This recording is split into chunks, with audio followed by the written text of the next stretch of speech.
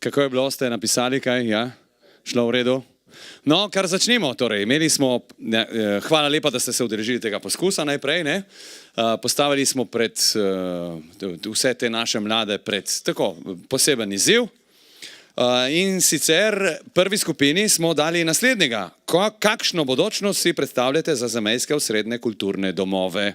Slovenska skupnost v Italiji razpolaga z veliko imovinami in domovi, kot so na primer Narodni dom pri Svetem Ivanu, Narodni dom na ulici Filci, Trgovski dom v Gorici in tako dalje.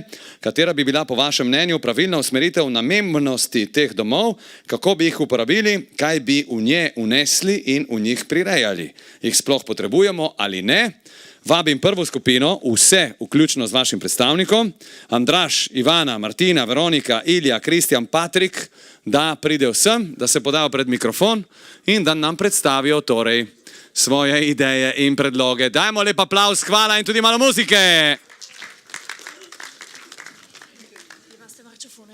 Marcio Funebre se vprašali, če.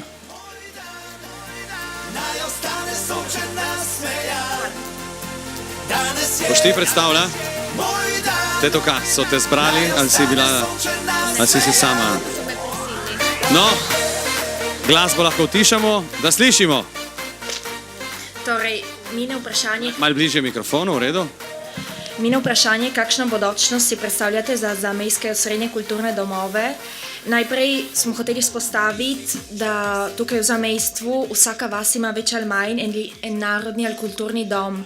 Torej, morda ni take osrednje važnosti, da bi ustanovili nove domove ali prenovili nove stavbe v centru mesta, tudi ker je več Slovencev seveda v vaseh in v Trstu seveda potem je tudi več Italijanov in ljudi drugih narodnosti. Tudi če tekom časa bi imeli nove izzive, bi rabili novi prostori, zato rabijo tudi seveda fondi, ki jih imamo že nekaj za kulturo, samo da bi bilo morda boljše. Ja, v redu, takole. Okay.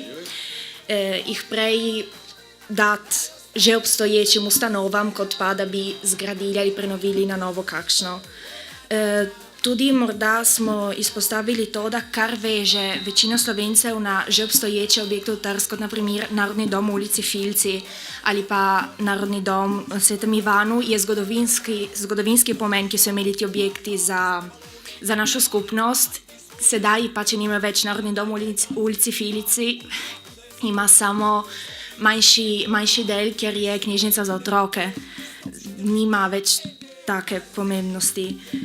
Edino morda bi bilo lepo, če bi na Svetem Ivanu prenovili Narodni dom, ki bi lahko postal šolski objekt. Tam so vse višje šole slovenske in zato bi bilo lepo, če tam bi nastal, ne vemo, knjižnica, večja knjižnica ali pa kakšen laboratorij, bodisi tehnični kot kemijski, fizikalni. Tudi ne vemo, koliko se bo situacija spremenila čez 20 let, zato je tudi težko si predstavljati, kakšne potrebe bo imela naša skupnost takrat. In tudi, če že naj prenovimo te stavbe, kot smo že izpostavili, naj bojo koristne, ker nima dosti smisla uporabljati fonde za nekaj, kar bi potem ostalo tam prazno. V redu, dajmo aplauz. To je priložnost, primer, ker ne kritiziramo oziroma nimamo v tem trenutku nobenega mnenja glede vaše predstavitve, če govorimo o vsebinah. Hvala lepa, zdaj ta papir gre v naše roke, si bomo mi to obdržali in seveda nekako dali v lepšo obliko, če bo kdo mogoče zainteresiran, da si prebere to vašo vsebino. To je bila prva skupina. Hvala lepa. Hvala lepa. Bi radi kaj dodali? Nisem vprašal, če bi radi kaj dodali. Verjetno ne. Gremo v drugi skupini. Druga skupina je imela naslednjo temo. Obstoj in razvoj medijev, katere so vaše ideje glede tiskanih medijev, zamejskega radia in zamejske televizije. Slovenska skupnost v Italiji razpolaga z veliko tiskanih in elektronskih medijev. Raj, Slovenski sporedi, Primorski dnevnik, Novi Matajur, Novi glas, Slo sport, Slo medija in tako dalje. Katere so po vašem mnenju bistvene značilnosti teh medijev? Jih po vašem potrebujemo? Katere bi lahko bile razvojne strategije in razvojne smernice le-teh? Čemu naj se posvečajo in čemu naj odmerijo največjo pozornost? Skupino sestavljajo Daniel, Neža, Vesna, Maja, Mitja, Simon, Ivan. Maja je predstavnica. da slišimo. Čakajte. Okay. Torej, mediji se morajo nujno prilagoditi na publiko, posvečati se morajo vsem starosti, ne smejo pa pozabiti še posebej na mlade in na otroke. Saj bojo ti postali potem njihova glavna publika in zato jim morajo posvetiti veliko pozornosti. Pozornost morajo posvetiti torej tudi jeziku, ker če ti mladi bralci berejo oziroma poslušajo medije, mora biti ta jezik na visokem nivoju in to še posebej v zamejstvu, ker se bo potem, tako da zamejski bralci, tudi starejši, še posebej tisti, ki imajo težave s slovenščino, tako da se izboljšajo in izboljšajo svoje poznavanje in tudi poznavanje besed, tako besedni zaklad. Tretja točka je bila ta, da po našem mnenju je prav, da obstaja več lokalnih medijev, vendar tako da imamo tudi več zornih kotov tudi na iste problematike. Vendar jih ne sme biti preveč, ker potem ne bi bili tako kvalitetni. Dnevniki, ki so večinoma tudi najbolj brani, naj bi bili še naprej v tiskani obliki. Ostali pa bi morali postati aktivni bolj na socialnih omrežjih, ki so pa že sami na sebe mediji. Potem, teme morajo biti nujno vabljive, še posebej za mlade, tudi pa za vse starosti. Zanimive morajo biti rubrike, zanimivi programi, poučni tudi, ker z branjem sigurno morajo ljudje se tudi, če morajo veliko odnesti od tega. Potem pa in zadnja točka, mladi smo danes, ljudje nasploh smo danes vedno na sili, zato mora biti dostop do informacij zelo hiter. In v slučaju zanimanja pa moramo ljudje imeti tudi možnost, da se potem poglobimo v te informacije. Tako da mora biti torej zelo hitro dostop do informacij, dober jezik in da so teme bodisi za mlade kot za starejše. Hvala. Torej več pozornosti mladih za skupino številka 2, ki je predstavlja torej svoj pogled na temo o medijih. Hvala lepa, lahko greste. Hvala za aplavz.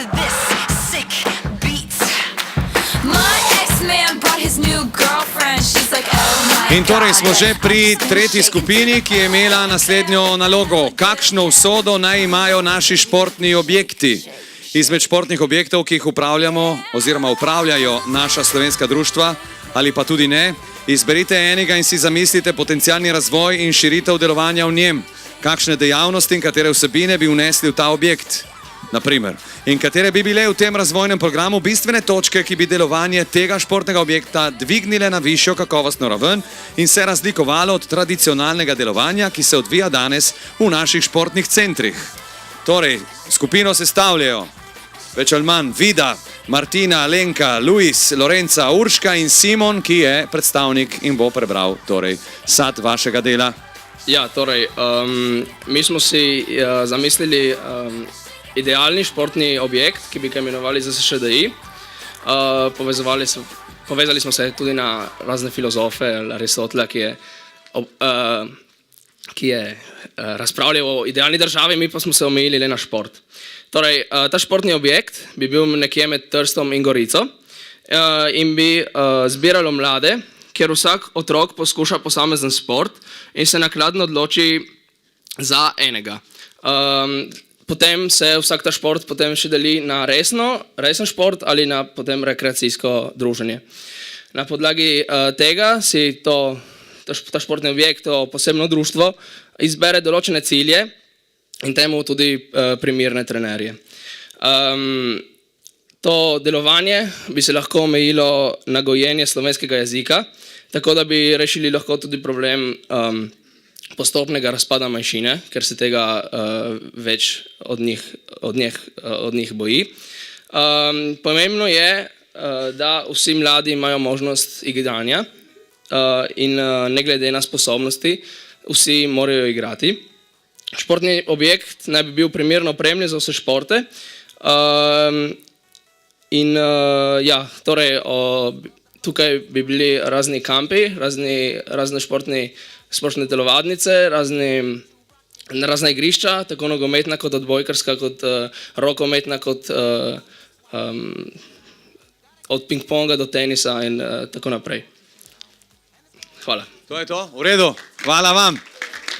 Hvala, kar velika zadeva. Veliko denarja za eno tako zadevo. Dobro, hvala lepa skupini številka 3. Je to, konec? Bi radi še kaj dodali, ker vidim, da se še spogledujete. Ne. Dobro. In še zadnja tema je bila sledeča. Razvoj slovenske skupnosti oziroma slovenske manjšine v Italiji. Naš svet je podvržen velikому pretoku ljudi različnih narodnosti zaradi globalizacije, zaradi preseljevanja narodov in zaradi novih in spremenjenih družbeno-socialnih zahtev. Tudi naše ozemlje je podvrženo velikim spremembam. Naši ljudje se morajo soočati z novimi kulturami, novimi veroizpovedmi, novimi jeziki in drugimi sociodemografskimi značilnostmi. Kako si predstavljaš našo družbo? Kakšna bo čez 20 ali 30 let? Se bodo naše navade, naš jezik, naša vera in naša kultura spremenili? Kako? To je seveda delo za zadnjo in četrto skupino, ki jo vabim, da se nam pridruži, da pride do mikrofona. To skupino sestavljajo Peter, Marko, Igor, Štefan, Šen, Peter, Matija in Mojca. Matija bo predstavnik oziroma tisti, ki bo prebral to, kar ste pripravili. Kakšno navdušenje razberem iz vaše hoje do mikrofona. Vse v redu, Matija? Malo visoko. Ja, čakamo, da zraseš, ne? Ne, bašta, tu je tu. Mal bliže, daj. Ja, torej, Da slišimo. mi se strinjamo, da moramo biti do drugih bolj odprti, ne biti, če ko zmeri samo mi Slovenci zaprti med nami in se ne družiti z drugimi. Moramo biti, če tako razširiti našo kulturo in jo predstaviti drugim, tako da jo tudi spoznajo in da ne gre vse skupaj v izgubo, da se ne bo čez par let pozabilo in izgubilo. In glede veroizpovedi, vsak ima pravilo do veroizpovedi. Ampak, Pravico, ne? Verjetno si hotel reči pravico. ja, pravico. Je v redu. Ja, kaj sem se zgodil. Ja, moja krivda, oprosti. Ampak če ne spoštujemo vsake veroizpovedi, če ne spoštujemo teh veroizpovedi, moramo spoštovati mišljenja in vseh drugih in tako se lahko vsakemu drugemu tudi več, če se spoštujemo, se lahko tudi zaupamo in lahko ustvarjamo nove veze, nove stike, nove prijateljstva, ne? In prilagovanje na okolje se istoveti tudi s prilagovanjem na jezik. Torej, če tisti, ki pridejo na naše ozemlje, se je bilo tudi dobro, da se prilagodijo na naš jezik, da se ga tudi naučijo in da ne govorijo samo njihovega. In kaj bo čez 20-30 let, je vse odvisno, kako bomo mi prenašali našo kulturo na bodoče generacije. Dobro, je to to? Bo kdo še kaj dodal? Aplavz je že šel. Tako, hvala lepa, to je bila četrta skupina. Peter, Marko, Igor, Štefan, Peter, Matija in Mojca. Kakšno lepo pesem so vam dali. No, v redu. Jaz kar lahko rečem in dodam je, da je bilo zelo lepo na pogled, ne, vas videti, kako ste bili lepo tam postavljeni, eden pred mikrofonom, vsi za predstavnikom. To je, mislim, lepa fotografija, lepa slika, ki ponujemo vsem našim predstavnikom medijev in nasplošno, torej fotografom in tako naprej. Mi bomo te vaše spiske nekoliko recimo oblikovali v smislu, da jih bomo prepisali in potem ponudili tistim, ki bi jih radi brali. Razmišljamo tudi eni spletni objavi na Slosport ali kaj takega, tako da to ne izumre. Hvala lepa, da ste bili danes na Laboratoriju bodočnosti. To je recimo prvi poskus take zadeve. Upam, da je bilo fajn. Se ste imeli fajn? Ja, ne? Bilo v redu? Dobro, so bila predavanja oziroma okrogle mize zanimive. Čeprav nismo sploh imeli mize oziroma edina, ki je bila ne, pravokotne oblike. Ni bila okrogla. Je bilo v redu? Torej ja. Lahko nadaljujemo po tej poti? Dobro. No, torej, že to je nekako napotek za bodočnost. Tako, sami upamo, da lahko bi naslednje leto, mogoče drugače, mogoče na drugačen način, ob drugem času, tega še ne vemo, ampak lepo bi bilo, da bi nadaljevali po tej poti in da bi še naprej dali možnost takim mladim, kot ste vi, da povejo svojo. Danes je bilo prvič, ne, mogoče skoraj na igriv način, vsako leto boljše, vsako leto lepše, drugič mogoče tudi s pomočjo interneta, računalnikov in tako naprej, da tudi te delavnice oziroma ta zadnji moment, ko ponudite javnosti vaše razmišljanja, ne, da bi bila na nek način še lepša in še boljše dograjena. No. S tem sem končal in smo končali. Vidimo se, če želite, ob 20:30 za Zlati let in potem po samem nagrajevanju najboljših športnikov in športnic imamo družabnost, fešto ob vsakem vremenu, tudi če bo dež, bo v pizzeriji Minimax igral DJ Paps in nasplošno bomo lahko nekaj skupaj pojedli ali spili. Papež, Paps, tako kot pride. Ja, ma on se podpisuje Paps, zato ker je modern, ne, je spremenil svoje ime. Ne, res je, res. Nič, to je to. Če še kdo bi rad kaj dodal, drugače smo končali. V redu, jaz bi še Joži Peterlin, če pride predsednik Peterlin, še pozdraviti naše ta mlade, da res zaključimo celotno zadevo, da damo uraden pečat. Ivan, se mi zdi, da popoldan je bil zelo zanimiv in da so se fanti in dekleta, čeprav v majhnem številu, ampak so se vseeno vsi potrudili in lepo, da so bili z nami do konca. Hvala lepa za besedo. Jaz se vam iskreno zahvalim za vaš doprinos, kajti tudi ta doprinos, ki ste ga dali danes, je doprinos gradnji našega slovenskega športa v Italiji. Danes smo nekaj začeli, smo odprli eno novo stran, eno novo knjigo, vi ste začetniki, se ne strinjam, da vas je bilo malo, kajti ko imaš 30 slušateljev, 30 udeležencev, si upam reči, da ne vem, katera druga branša v naši narodnostni skupnosti lahko zbere na enem seminarju tako od dneva v dan 30 ljudi. Zato čestitke in začeli smo eno novo pot in na to pot moramo stopiti skupaj. Povejte tudi drugim, kako je bilo, da nas bo drugič seveda še več. Če prej ne, se pa vidimo na novem seminarju za mlade, ki bo verjetno na Ptuju v novem letu, tako kot vsako leto, ob velikonočnih praznikih. Čestitke in hvala lepa. In s tem zaključimo uradno Laboratorij bodočnosti 2016. Čez 1 uro in pol, nekaj več, nekaj manj, Zlati let oziroma Zlati let za sezono 2015-2016 v sodelovanju s Primorskim dnevnikom. Hvala lepa, čau, se vidimo kasneje.